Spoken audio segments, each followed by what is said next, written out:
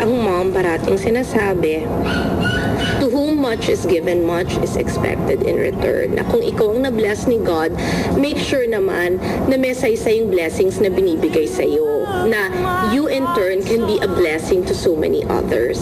So yun ang tinatry kong gawin. Bilang paggunita sa alaala ng kanyang namayapang inang si Cory Aquino, patuloy na isinasabuhay ni Chris ang isa sa mga pinakamakahulugang aral na pamana ng kanyang minamahal na ina, ang pagtulong at pagbahagi ng biyaya sa iba.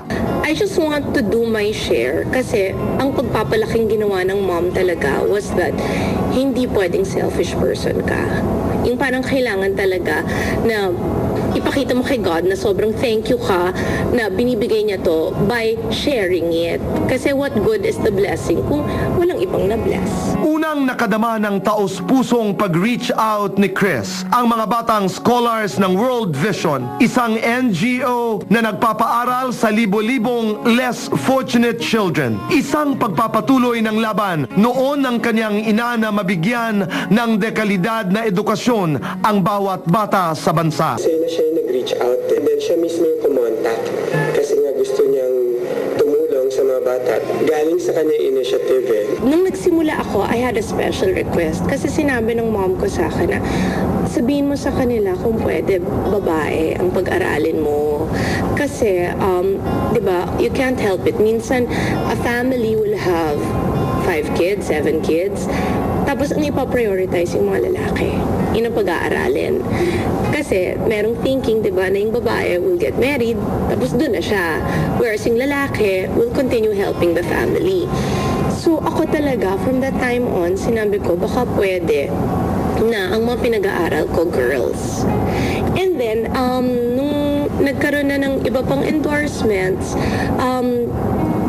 nagdadagdag ako ng nagdadagdag. Sa 6 na taong involvement ni Chris sa World Vision, isa siya ngayon sa mga pinakaaktibong taong tumutupad sa mga pangarap ng mga batang magkaroon ng edukasyon. So actually, since 2004 hanggang sa kasalukuyan, ang total number of children na tutulungan ni Miss Chris Aquino ay 319. We can say that she is the most generous and with the most number of sponsored children. Marami na ang alam ko from Cebu, tsaka from Misamis Occidental na nakagraduate ng elementarya. She influences other people to do the same thing. Several other people and companies are giving as well.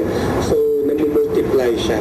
So, yun yata yung isa kong gustong unique thing sa pagtulong ni Chris. The other thing na pwede kong banggitin na itutulong ni Miss Chris Aquino is the inspiration because the kids know na siya yung sponsor So to them, she is a lady to look up to. So she's a role model to them as well. Yung inspiration, hindi nababayaran yun Nagpo-promise po ako na tapos na yung mga binagbibigay niyo sa amin, ay ingatan po namin yun. Magawa ko po ako na magkatapos ako ng pag-aaral para matupad ko po yung pangarap kong maging Marines. Inspirasyon din ang ipinamahagi ni Chris sa mga Boy Scouts ng Manuel L. Quezon Elementary School sa Tondo, Manila. Mga bata hindi naka-register sa yung Boy Scout. Ang Boy Scout kasi isang paraan para hindi mapunta ang mga bata sa mga masasamang gawain. Hindi naman nila kaya na magbayad ng 40 pesos. Biro mo, 1,192 na bata mare-register. Tumatalong pa nga ako kasi nga malaking bagay yun na maitutulong sa mga bata. Anong feeling mo na kasama ka sa Boy Scout of the Philippines? Masaya po. Kasi po, dati po kasi hindi po ako nakakasama. Ngayon po nakasama na po ako. Tsaka po natuwa po yung mga magulang ko po. Kasi gusto ko rin po talagang sumali sa Boy Scout.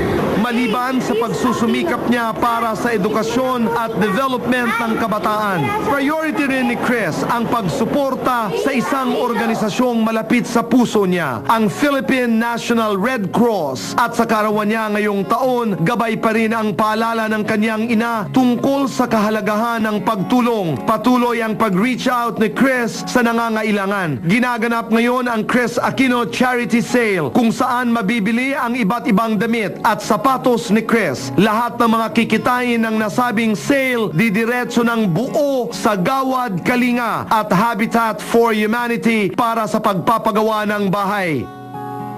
As Chris turns a year older and wiser, nagpapatuloy ang walang sawa niyang pagkakawang gawa, compassion, dedication, at generosity na kanyang namana sa kanyang nag-iisang ina. At bilang tugon, walang sawa namang nagpapasalamat ang mga taong natulungan niya.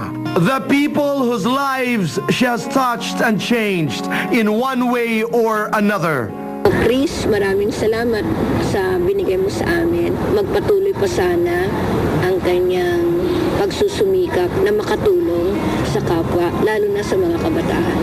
Happy birthday po. Tsaka maligayang araw po ng mga puso. Tsaka maraming salamat po sa pagtulong niyo po sa amin sa Boy Scout. Saludo po kaming lahat sa inyo. Gaganda't mabakuin, matalino. Meron din magaling magturo, sininang Chris kong ito. Marami pong salamat sa inyo. Mga Boy Scout, kami mga Boy Scout, saludo po kami sa inyong halimbaw. Sumunod sa utos ng mga magulang. Marami po salamat sa inyong lahat. Sa palagay ko sa amin sa World Vision, isang hulog ng langit si Chris Aquino because alam niya kung ano yung kailangan ng mga kabataan. Pinagpapatuloy niya yung legacy ng kanyang mga magulang, yung adhikain. So it never died with the parents leaving us physically.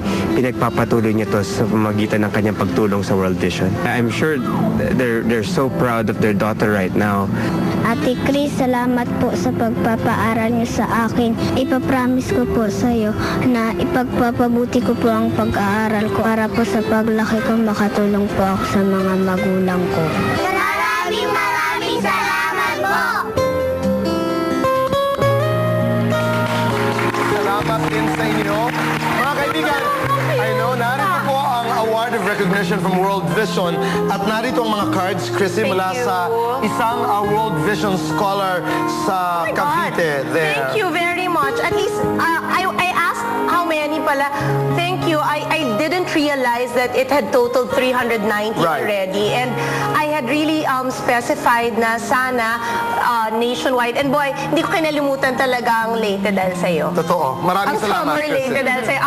Gusto ko po magpasalamat. Actually, I'll pay tribute to Karen Davila. I was listening to her on the radio. She was talking about World Vision in 2004.